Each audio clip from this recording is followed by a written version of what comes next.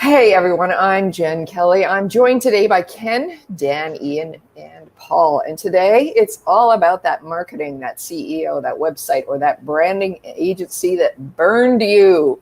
We've got some good stories about that and some good stories about how to trust and find a marketing agency again.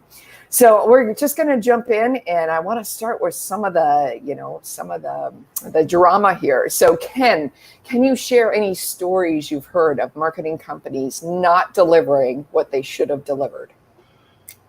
Well, yeah, I mean, I think, from my experience, it generally boils down to the fact that they've got people who are selling solutions that don't really know what they are. Mm. And it's because the people who are doing the selling don't have the marketing expertise and and the companies that maybe they're selling through, they train them and they do a good job of getting them to be able to talk about a specific solution. But is that the right solution for a customer? Is as I think most of the time. I mean, we run in, and Paul can elaborate on this as well, but we run into situations all the time where it's just obvious that the marketing company's doing what's good for them, not for the client. And one of the easiest ways to tell that is when they move the DNS records away from the domain registrar. That just to me demonstrates technical incompetence on the marketing agency. There's no reason to do that, but it makes it a lot easier for the marketing company, and it's just a signal that they don't know the technical aspect of what they're doing. I hate to dish on anybody, I mean, because look, I mean, and maybe part of this is because I'm frustrated because, we've had a couple of clients turn over recently that really frustrates me. I'm really disappointed because we've done a fantastic job. We delivered kick-ass results.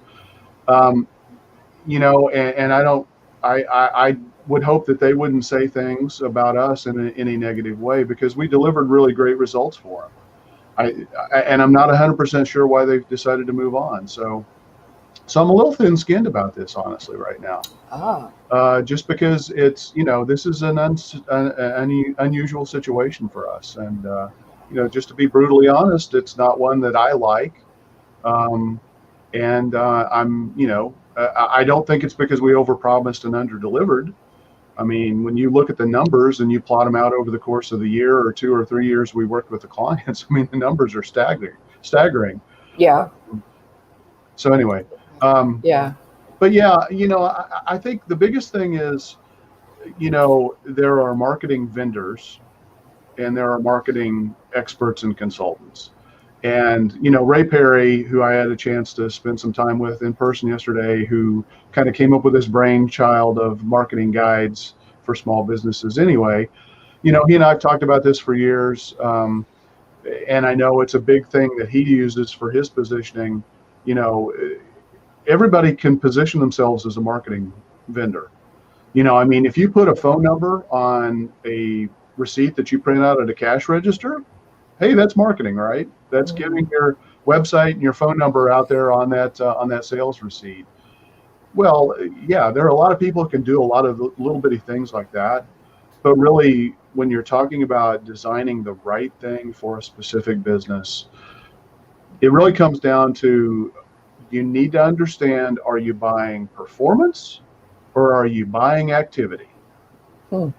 And that is the biggest differentiator that I can encourage people to ask is, are you buying based on performance, generating a certain number of leads, position on, search rankings, things like that, or are you buying on activities, meaning I'm buying X number of blog posts per month, I'm, buying X number of, sales funnels, whatever it is, but you need to understand what you're buying.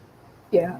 That's a good segue, actually, because I have a question for Ian about this. And, even though the show is about being burned by, a marketing agency or whatnot, it really does take two to tango, right? There's a client, there's a vendor, that kind of thing. So Perhaps, as you know, Ken kind of alluded to a little bit, perhaps the client doesn't know what they're buying. They think they're buying performance. They really bought activity, and an illustration of that could be, and I've seen this before, where a client will go to maybe a brand first, a very strong branding company, get a website built, and it looks beautiful, but that company and their focus is not anything to do with SEO, with getting found. So they have a beautiful website that doesn't show up in any kind of search.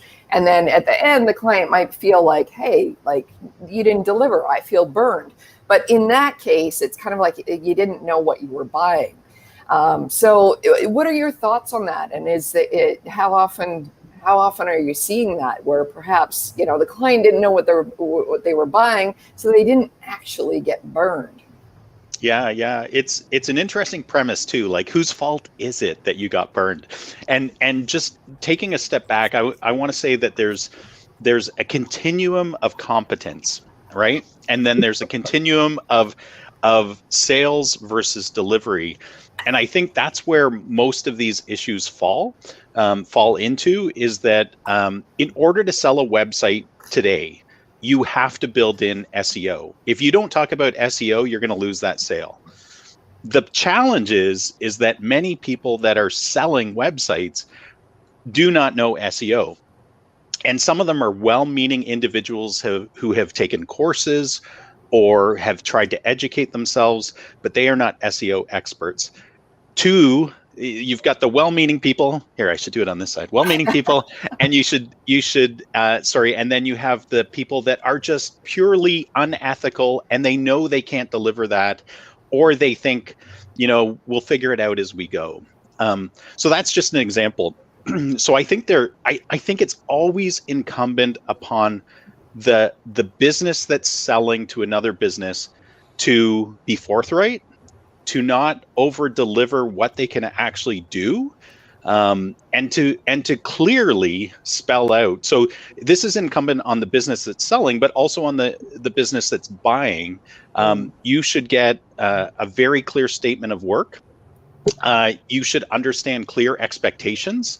So ask them and be forthright. If your website has to achieve X to be successful, like if you need it to generate leads, and part of that process is to attract organic traffic to your website, then you better darn well make sure that that's first of all a core competency of the business you're hiring, but it's clear. It's a clear expectation. You've outlined it with them, and it's within the statement of work. And I think as this discussion goes, I think here on this podcast, I think we'll dig further into kind of some of the details of how you can go about that. But I truly do think it's incumbent on both parties, because it's an agreement, and when you make an agreement, it's both parties agreeing to that. But I'm a hard hitter when it comes to this, because I have a soft heart for other business owners, and I absolutely hate seeing them get burnt or shafted or whatever you want to call it. And I've gotten far too many calls about this from business owners over the last few years, and I think it's an epidemic. Like, I think there's so little like a barrier to entry. I mean, anyone can be a marketing company nowadays, right? Yeah, and I think people are so bold in their claims that they just can't reach them, right? And so yeah, I think it's of epidemic proportions. In fact, it was so bad 2 years ago that I usually set up kind of a theme for my year. Like, here's my theme word, here's what, and my theme for that year was to save businesses from bad marketers. Like, that was my theme, because I had gotten so many frustrating calls from people that were like, Ian, you're like my last call. Like, I know marketing's important, but I've been burned 3 times now. I don't know what to do. And they just wanted somebody that would, first of all, listen to them and help them step off the edge and re-engage with marketing, usually at a small level, to kind of test to see if, there are trustworthy marketers out there. Sorry, I went on a long time there. But I think you're speaking to something here that is so important for us, and also for people like us, which is, you cannot be, in my mind, an ethical marketing company without caring about your client, genuinely caring, like you actually like them, whether they pay you or not. You have to feel something. You can't see it as a transaction. I don't know how to do that. And so, I disagree with that. Well, go ahead. well, you can disagree with that later, but I'm telling you, there's no way this business will ever operate with a client that I don't care about in some way emotionally.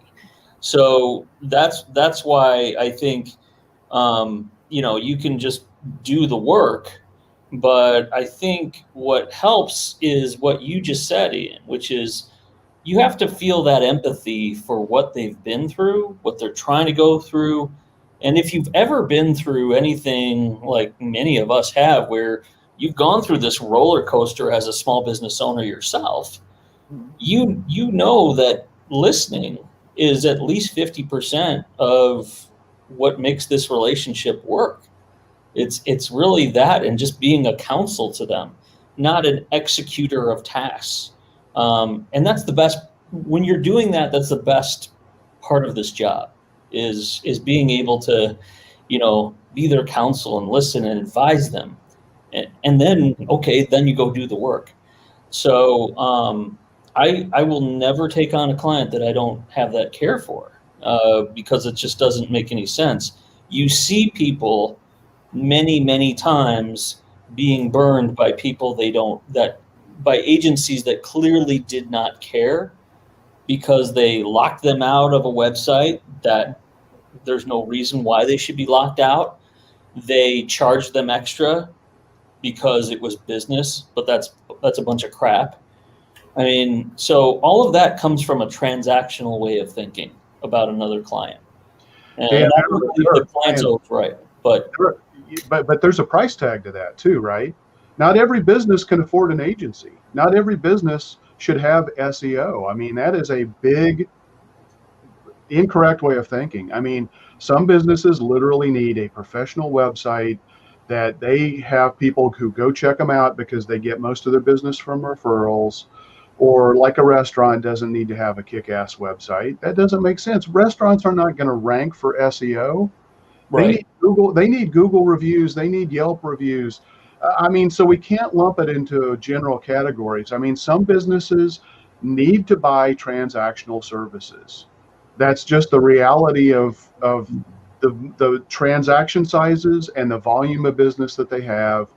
They need to recognize it for what it is. Maybe I don't mean a transactional service. I mean viewing the relationship as a transaction. The relation between agency and client should not be viewed as transactional, like, I don't care, I'm just performing a service for you, that's done. I don't, that doesn't apply.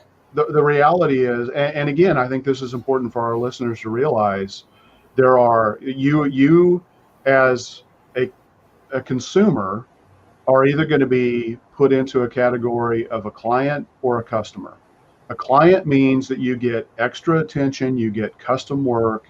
Customers buy solutions, they buy services that are and activities, and that's okay. I think the biggest thing is people need to know what they're buying and what they can afford to buy, and it's okay.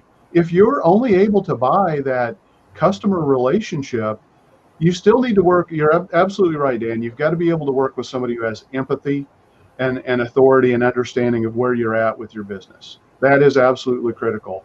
But that's the initial conversation. It may not be the kind of services and the delivery model you get ongoing based on what you can afford to buy. That's all I'm saying. Yeah. No, I think agree with you guys. I think we're saying the similar thing here. Actually, it's because I, out of necessity, a business coach said, Dan, you have a sheet of, we all have this sheet, actually, I think it's some form of it, where it says, here's what you can expect from us. And the coach of mine said, well, what about what you expect from them? And so on the other side now, okay, here's what I expect from you, customer. And if you don't do this, and this, well, then there's going to be some challenges and issues. And Yeah. That kind of transparency that goes both ways is what is going to help a little bit, if you can, about what we're talking about here of solidifying a longer term relationship. This whole client is always right, master and servant, whatever you want, I'm your order taker. You go work with somebody else, because that ain't going to happen here. Like, it's got to be back and forth, and let's go into this as partners to help you. Right. So, Right. And Dan, I've started putting I agree wholeheartedly with you what you just said. I actually put in my agreements, right, where here's the scope of work, here's what you should expect, measurement, that kind of stuff, whatever we're doing within that project or that engagement. But then I too include, like, here's what to expect from us. And some of it's very soft skill type stuff, and some of it's very like, these are pure expectations that you should expect from us. But yeah, we've outlined too within there that in order for us to achieve what we've just presented to you, and before you sign this document and pay us the first payment, you need to understand that our expectations in order to achieve this from you are going to be, you need to respond to us when we have requests within X amount of hours, usually a day or two. Right. And then there's some further details, but it's like, we're partnering with our clients. We're not, ramming stuff through them. They want a partner. At least the clients I work with, they want a partner. They don't want just a set it and forget it type of business for the most part. Yeah. But I think that's a great point, Ian. But I think it's really important for our listeners to understand that partner relationship costs money. And so Absolutely. if you're trying to find an SEO company that's going to do SEO for you for $150 a month or $400 a month, that's not a partner that's not a partner price.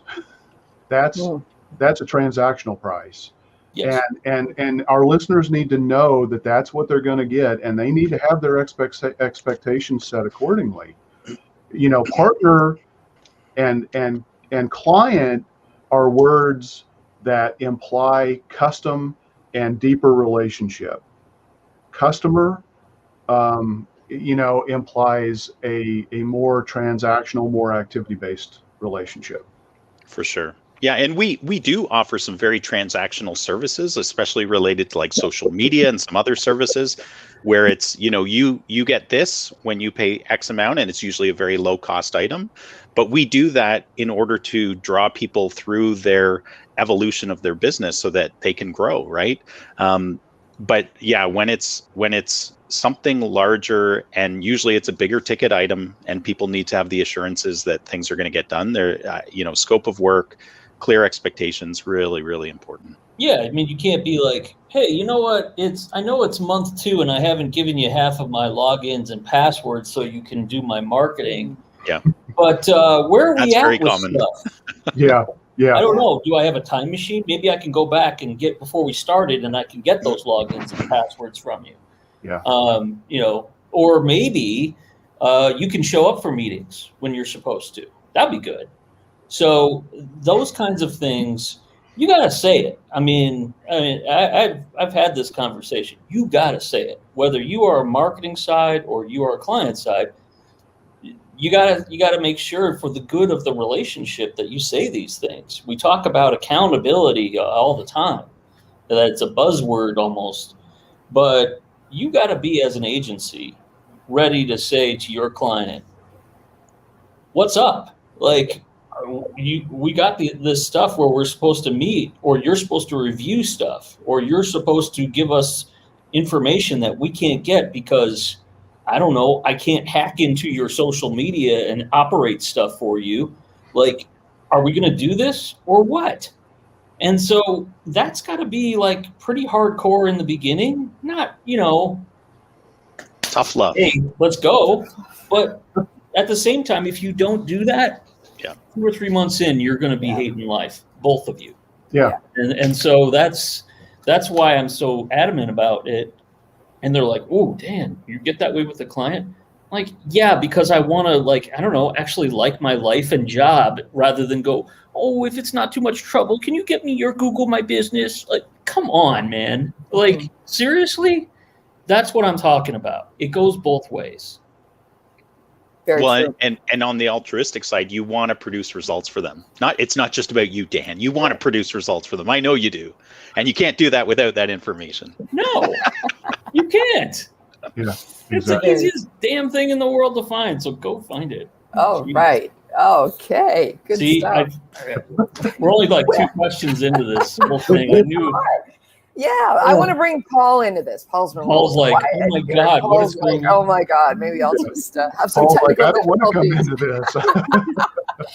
this. So Paul, sticking on to kind of inheriting a client that has been burned or says they've been burned by their previous agency or marketing support. What's the worst technical situation that you've seen?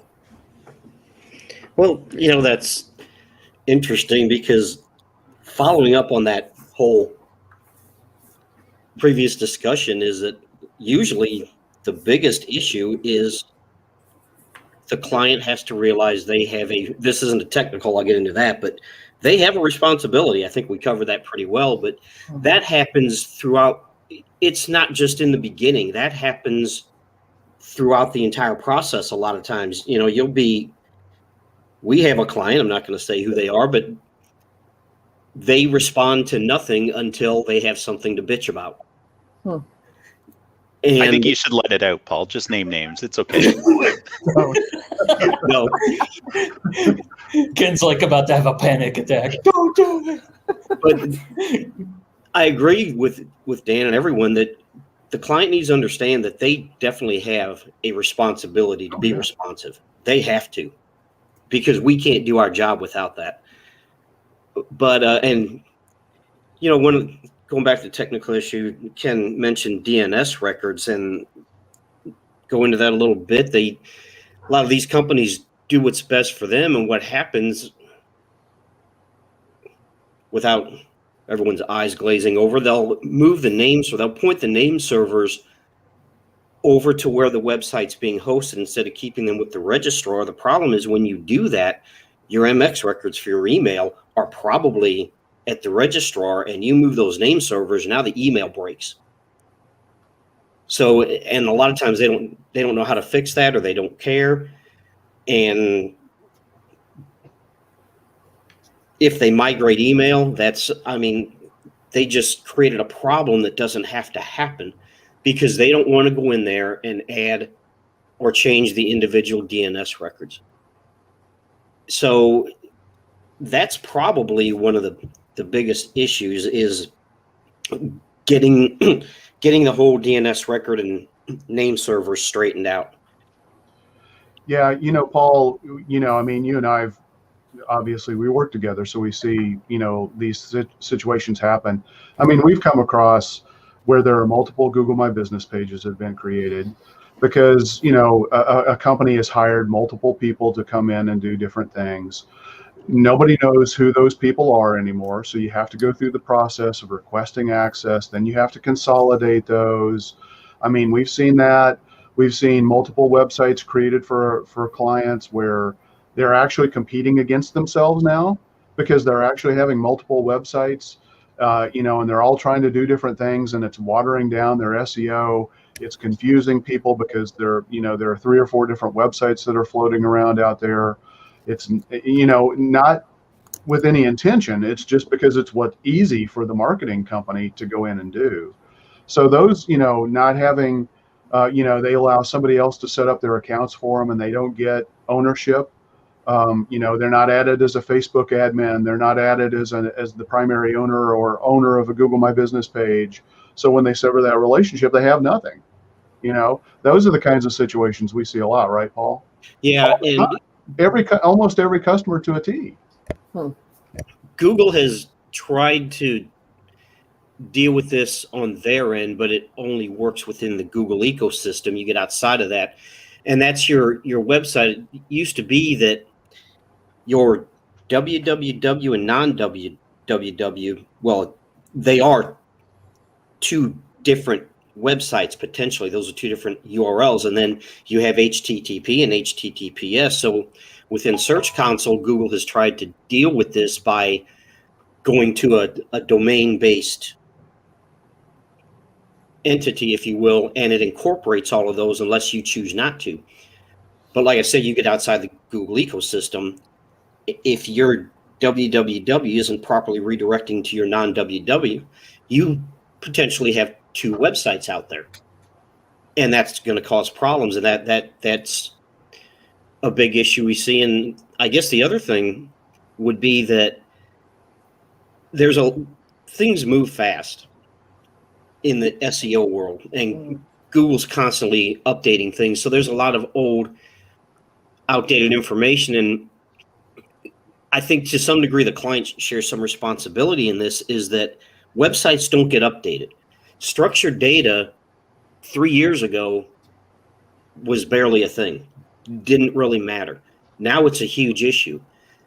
And a lot of the client says, well, I paid for this website 5 years ago. Why do I have to update it? Well, because things change.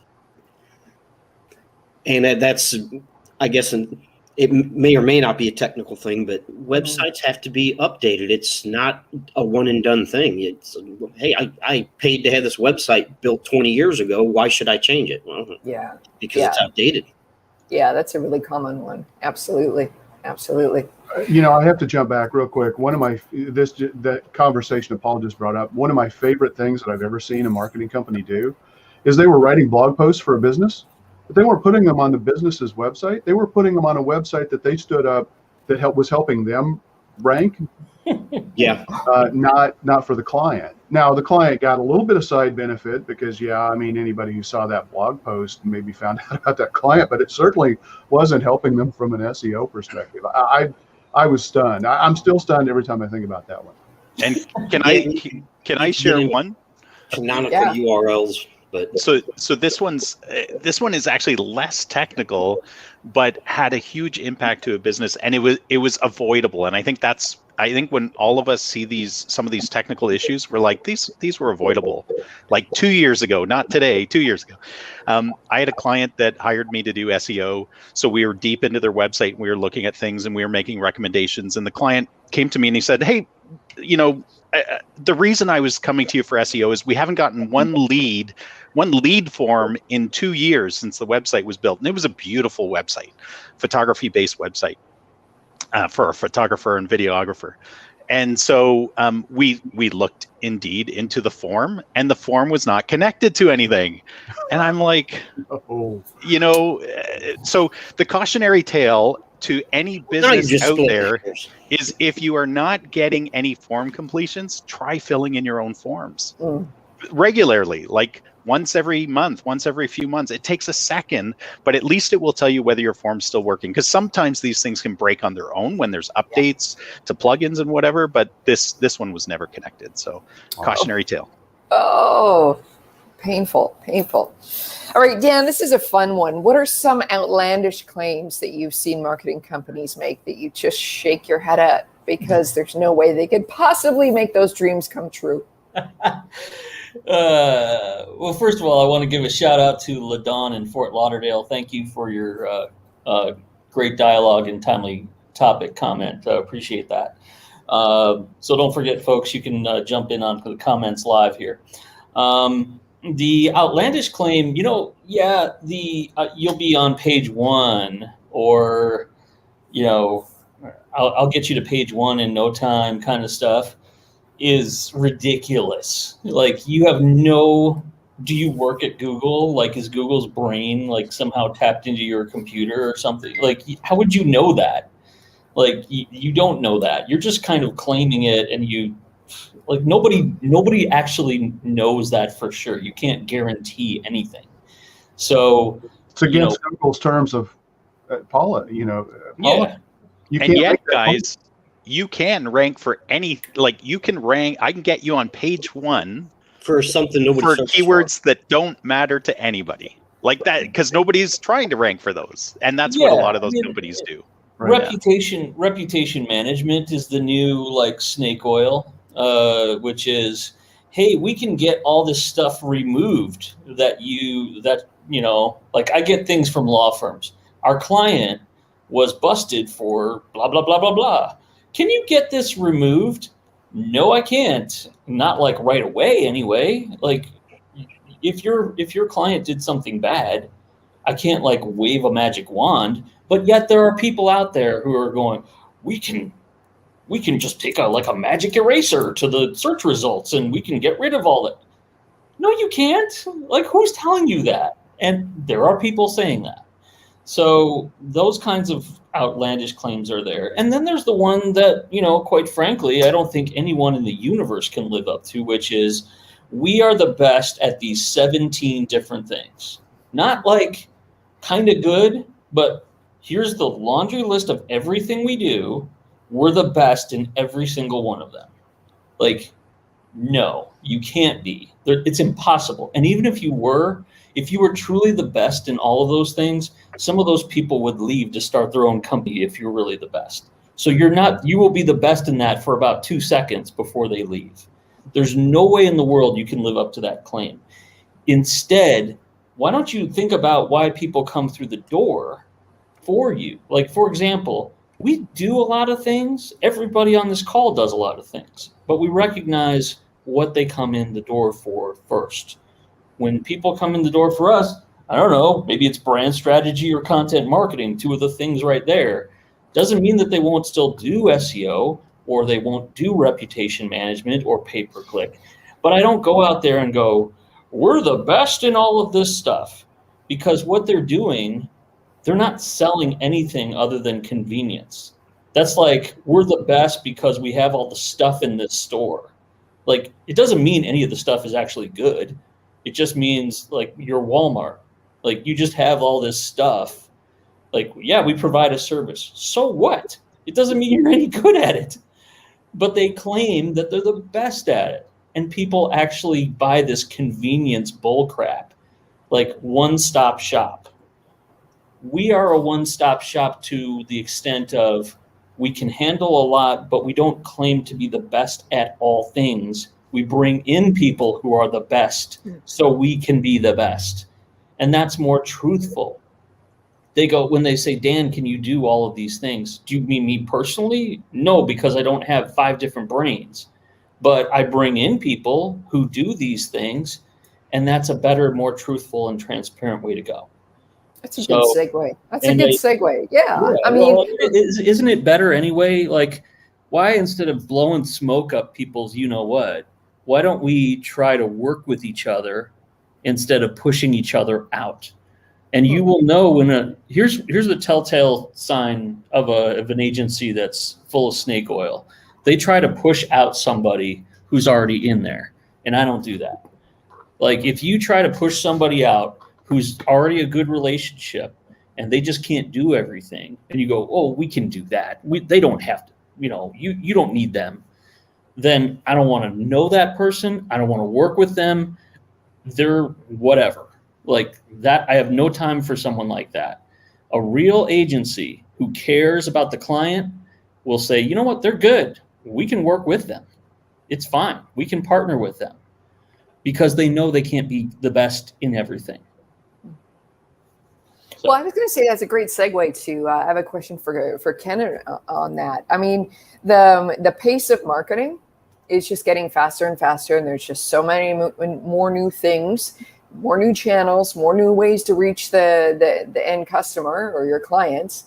Do you think that part of this, of perhaps clients feeling burned, is that their own agency may not be able to keep up with what's next and what they need to do?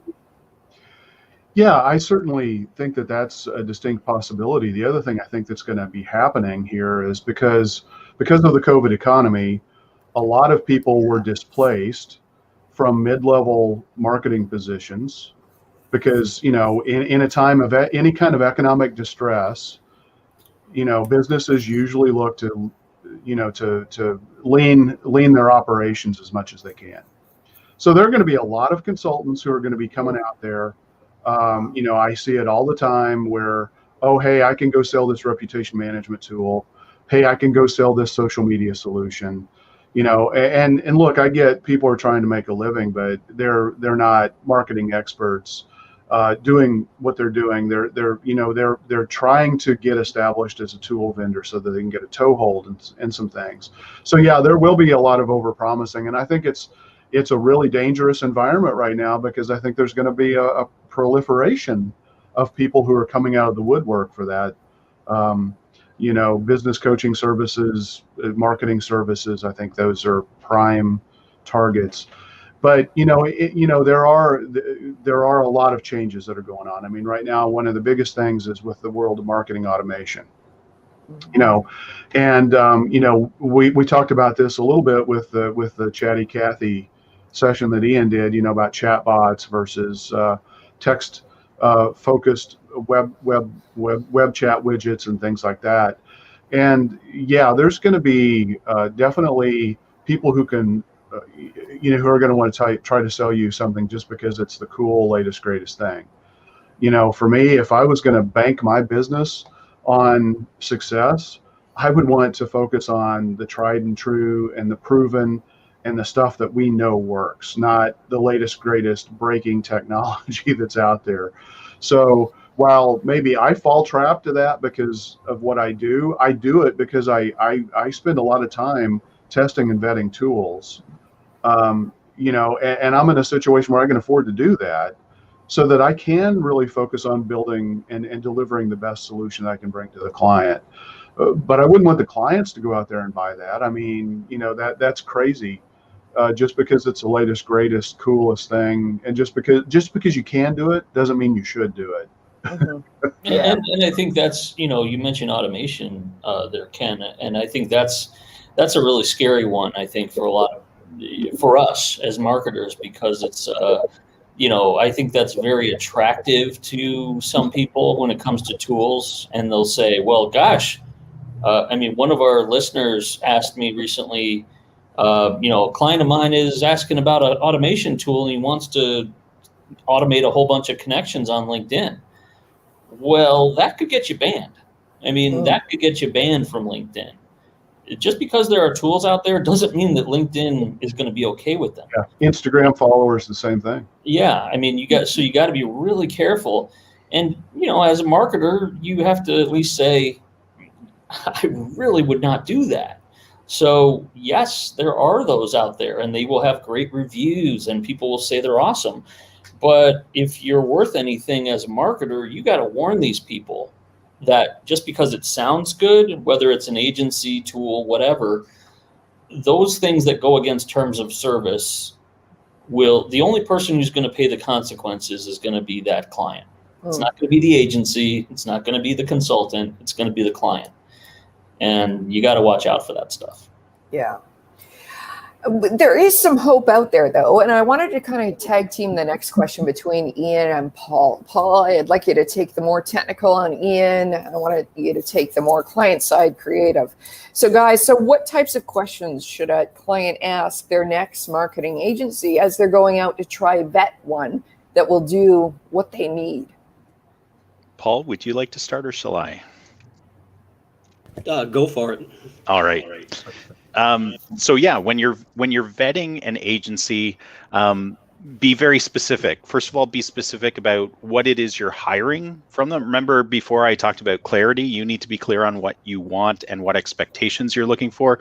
The reason I say that when you're vetting them is because if you're hiring an SEO agency or somebody to do SEO for you, you need to be very specific about the questions you ask them. You need to understand whether they're going to be building out content for you, working on your Google My Business, whether keyword research will be driving their efforts.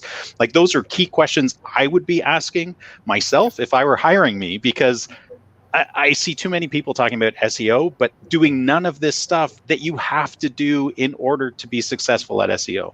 And then measurement questions, like how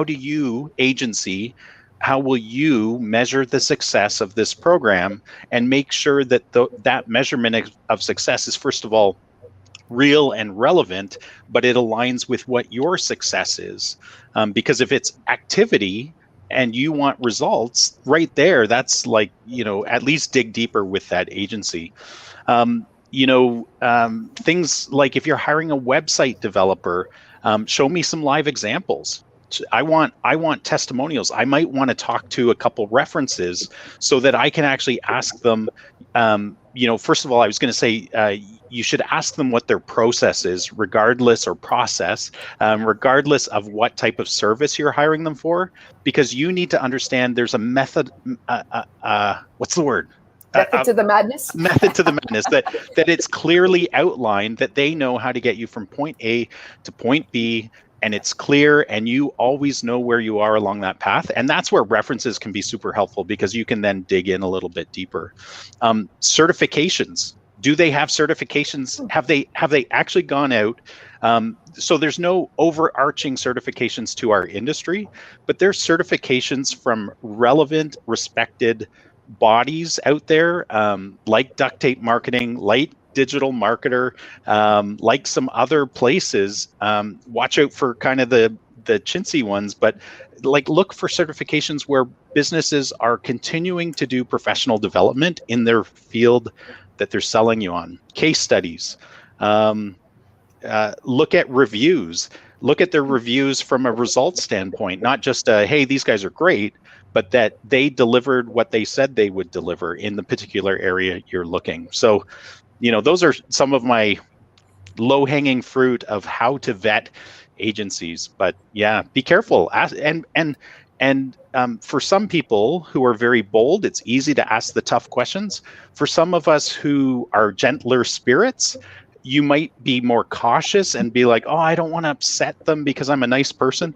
Upset them. This is your time. This is your time to dig, because this is really important, not only for money, because you're going to be spending money with these people and your time, but the opportunity cost. If you make a bad decision here, not only will it drain you of resources, it will keep you from the opportunities that a good business or a good agency could actually help you achieve.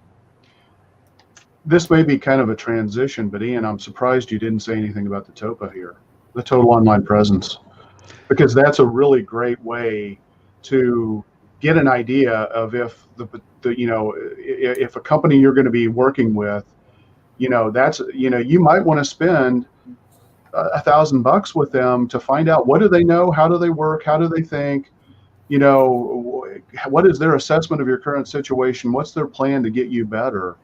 That's going to be great money to be spent. And so, there are a lot of, look, we offer free, analysis tools off of our website as well, but that's really just to begin the conversation. But I think that paid engagement, it may be uncomfortable for you to spend some money, but it may save you a whole lot more money and heartbreak, down the road. Yeah. And that's a great point, Ken. I've actually done, I don't do as many of these today because there's not enough Ian to spread out, right? So, but I occasionally I do free website reviews for prospects, and that is my opportunity to prove to them that I bring value to the table and that I know what I'm talking about. And I've won clients that way because they've responded by saying, nobody has ever done anything like this to me. They were just asking for my credit card instead of, giving something before they even got anything. Mm-hmm. So that was valuable. But yeah, Paul, I was going to say, but yeah, Paul, any of the technical things that they should be asking? Lots. But this is always kind of a challenging subject, because going back to what Ian was saying about content, none of this stuff exists in a silo. If you're writing content, you need to build the SEO, the on-page SEO into that content. And a lot of times content writers, web designers, they may not understand how to do that. So it might be good, informative content, but if it's not written also from an SEO perspective, it may be very difficult to rank. And the other challenge is asking technical questions when you're not a technical person, you don't understand, because I mentioned structured data earlier. It's an important thing now. Are they gonna deal with that? Site speed, Google's latest algorithm, site speed and user experience. Are they going to deal with image compression? And HTTPS. I still see websites out there with HTTP. Are you going to fix that? Canonical URLs. A lot of websites, they have very similar content, and it may be necessary, but Google may look at that as duplicate content, but you can tell Google what the canonical URL is, or what they should treat as the source and ignore the rest. And if you don't do that, they might just ignore all of it and not rank it at all.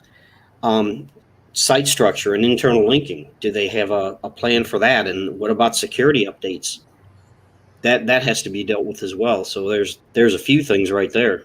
Mhm. Well, and again, that's where I think paying money to somebody to see if they really know their stuff is not a bad thing. It's probably the right step for most businesses to really take. You get what you pay for, right? I mean, if you're not prepared to pay for that initial analysis, if you're going to be talking about making an investment of $20 to $60,000 a year to help you grow your business through, some kind of an SEO program, you ought to do something to try them out first so that you can cut them loose if they're not going to give you the answers that you feel like you need, and they're not going to help you understand what they're going to be able to do for you. So I just think that, the whole idea of the total online presence or something like that, from the marketing solution provider, which is my preferred term, or the marketing agency that you're going to be working with, I think that's a smart thing to do. Absolutely. Dan, let's pretend that a client has taken Paul's and Ian's good advice and has found a great marketing agency, and things are off to a good start, and they've signed their charter and they agree to be a great client, and you agree to be a great partner. What are some of the things that can go on during the engagement, which keeps this relationship on the up and up, really, from both sides? If I presented to you, and I've had the TOP, the total online presence, the try, if I've gotten the engagement, the one thing you don't want to hear me say is, well, I'm going to take off, but you'll be in good hands with so-and-so. You just let me know if anything comes up. My door's always open. I've seen advertising agencies do that. They do that all the time. And you are not, if you're a client, you don't want to be someone's handoff. You don't want to be handed off to Julie or Rick, the person who just graduated from college and is the very junior account executive. No offense to those folks, but that's not, if they're going to be in the room, you better damn well make sure someone senior is in there. And that's what happens. The creative director leaves, the CEO leaves, everybody else who's senior leaves. And then before long, that client is like, hey, what happened? Where are these guys going? Okay, we get you. Like, that really stings. And that is a mistake that happens within the first month. And I see it over and over and over again. So that can cause a whole problem right there. The other problem, though, is sometimes clients think everything that we ever needed to know about each other is covered in paperwork, and that's somehow communication, when the reality is that you have to have some non-negotiables. My non-negotiable is, if I can't talk to you in real time once a month at a minimum, preferably twice, we're not doing this. I don't care if it's a project. I don't care if it's a retainer. I don't care what it is. I don't care if it's a one-day thing. We will not work together if I can't talk to you live in real time at least once a month. Well, can I text you? No, you can't text me. You can't use carrier pigeon. You can't do any of that. It's got to be live. And the reason why is, and a client and an agency should buy into this, is you want the ability to do real-time question and answer that can't be solved in an email. Too often we see text, we see email, we see even recording sometimes, which is fine. Those are all great as supplements, but they are not replacements for the real-time conversation that makes a relationship work. And so you have to really, we are not mind readers, and we mess up too, all of us. So If we're going to mess up less in between this relationship, you client or us agency, it's a conversation that really spells things out. The other thing, that I think we're all work in progress. I think having an agenda of a meeting or having a recap or both is something that, I know we're working towards here is trying to not only save the recording, but also, trying to have an agenda or trying to have a recap at least to say, here's what we said, here's what we're doing, here's what the responsibilities, dates, etc. So those are the kinds of things that I think you really need in order to, but above all, you got to talk. If you don't talk and you just text or you just email, that's a real risk. I mean, that's a real, there's not a relationship. You can't do relationships with text messaging. You can't do relationships with email. Like that's never going to happen. So that's my 2 cents. Teenagers might argue that point, but that's okay. Those are our clients. Yeah. Yeah. Yeah. But no, I think that's just from experience. Is like, we can't be mind readers and we don't want to be mind readers. So spell it out for us. We have the tools, we can record everything, but you got to do it in real time. Like if you don't do it in real time, the gap is those questions. The questions fall through the cracks when you have emails and texts. Those don't get asked. And that's where relationships start to go from really high level and the honeymoon is over real quick. So the honeymoon may not last forever, but you can still have a really great feeling for a long time. That sounds like a great place to wrap up. Thanks, everybody. And we'll be back next week with another great marketing topic.